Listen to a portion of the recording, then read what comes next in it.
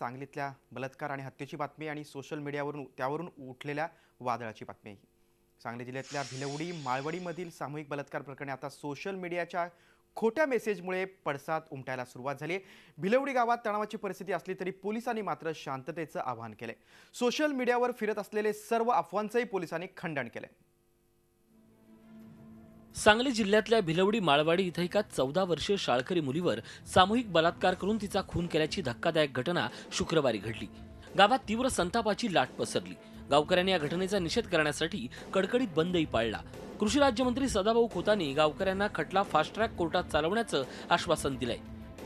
आरोपीला निश्चितपणाने लवकरात लवकर पकडलं जाईल आणि फास्ट ट्रॅक कोर्टामध्ये जलदगती कोर्टामध्ये ही न्यायालयामध्ये ही केस चालवली जाईल आणि आरोपींना जास्तीत जास्त अगदी मृत्यूदंडापर्यंत त्यांना शिक्षा व्हावी या पद्धतीने भक्कम पुरावे गोळा केले जातील। विरोधकांनी या घटनेवरून टीकास्त्र सोडलंय। कोपर्डीसारखीच घटना दुसऱ्यांदा घडणं हे गृह खात्याचं अपयश असल्याचं मत राष्ट्रवादी युवती काँग्रेसच्या अध्यक्षा स्मिता पाटील यांनी म्हटलंय।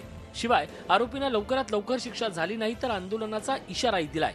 मुलीला जर न्याय मिळवून देण्यासाठी आम्ही सर्वजण प्रयत्न करणार आहे आणि योग्य तो न्याय जर नाही मिळाला तर आम्ही राष्ट्रवादी पक्षातर्फे तीव्र आंदोलन छेडू। राष्ट्रवादी पक्षाबरोबरच इतर महिलांच्या सामाजिक संघटना सुद्धा आमच्या बरोबर तीव्र मोठ्या प्रमाणात आंदोलन छेडतील।